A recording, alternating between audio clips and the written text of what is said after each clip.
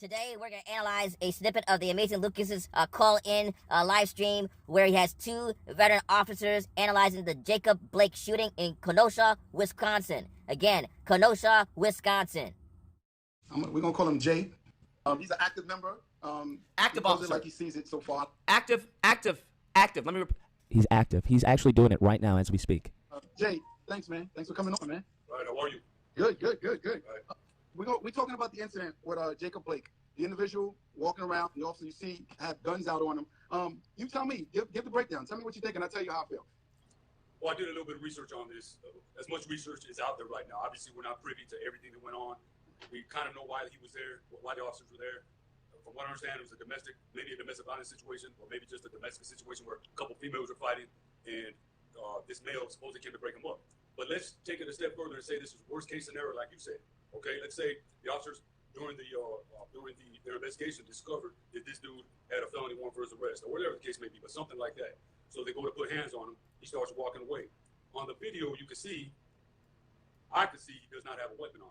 Okay, he's going to his side of the driver's side of the vehicle. He's trying to get there. Officers are just simply pointing guns at him without making the real good attempt to actually snatch him up. So I debriefed this with my officers yesterday while we were out on this protest.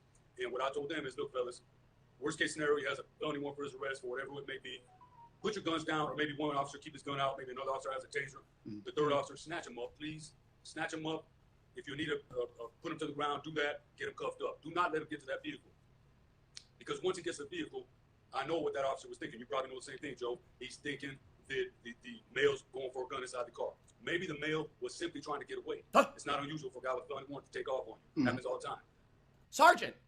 What? You mean a sergeant has common sense? Maybe not everyone that you pull over wants to kill you. Just magically, right? Because if that's what you think, then how dangerous is it for everyone else who's living in society right now? Imagine if I went around thinking everyone has it in for me. Is this not the same victimhood that many on the right want to claim that the left is promoting and propagating toward the black community? But yet we accept this same victimhood among state soldiers?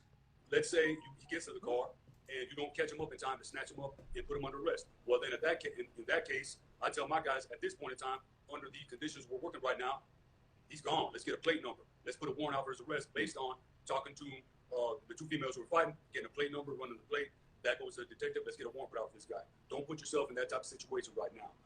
And definitely don't be shooting my man in the back like that. To me, that was unjustified. Now, let's keep in mind, our response is dictated by the crime at hand, right? Okay. So again, we don't know everything in this case right here, but just basically looking at the video, I don't see how that was justified. I won't do it. Why is it that everyone thinks they're going for a gun?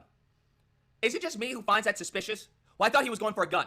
What? Why a gun? Why not a knife? Why not a spoon? I know none of my officers would do that, and it just didn't look good. It should not have happened. Because you brought up some real good valid points. And the first thing I noticed, right, because they're being real tight-lipped with this incident. They're not giving a lot of information. So as soon as the camera come on, you see him walking away. Now, you got guns drawn at him as he's walking away. You got 3 officers on scene. I'm trying to figure out why guns drawn on him, right? So could he possibly have a warrant? And even if he still had a warrant, why the level of threat is so high that you got your gun out? Exactly. You know, I can see from the video, it's obvious that he didn't have a firearm on him, right? Right. The typical hands-on. How many times somebody says, no, I'm not going away, I ain't doing nothing, you start walking away. If you can see hands, you can see there's no weapons. Right. It's time to put hands on somebody. Like, you go grab them, you get them to the ground. Grab them up. I mean, how many times have we done it, man? You had multiple officers there. A lot of times, a lot of people, they want to play the what-if game out of the comments. What if he had a gun? What if he had... You trained, right, on the what-ifs all the time, from worst every day to the mild scenario. But really? You respond to the what is current at that time. Huh? You train for the what if, but you respond to what is current at that time. He didn't have time, right? He's going towards a car. Contact, cover. One guy hands on, the other one cover. Contact, cover. I don't understand this fear that a lot of officers are having these days with hands on. It just seems like, I was in fear of my life comes around a lot more than it was in the past. Like, I don't understand why we are not just putting hands on.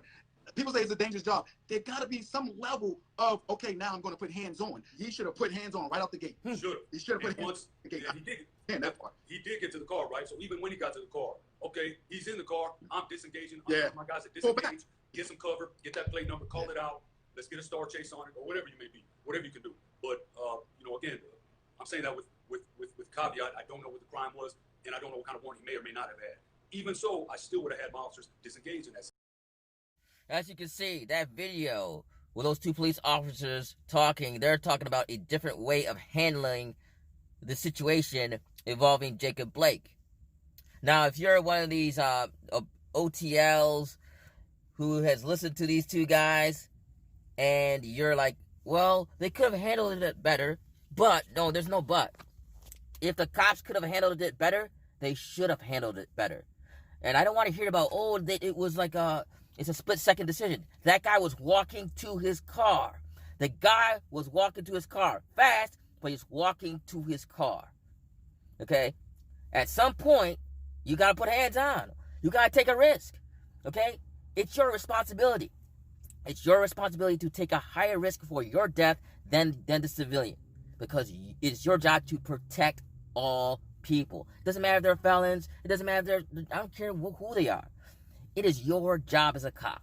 So, for me, when I hear things like this, the OTLs and all these other Officer Tatum fanboys, you need to explain what was wrong with how they critiqued this.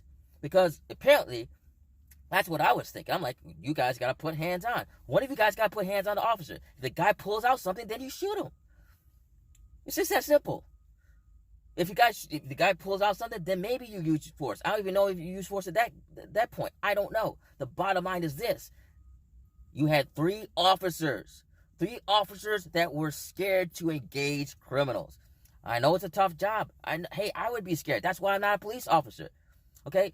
But if you're that scared, you shouldn't be a police officer.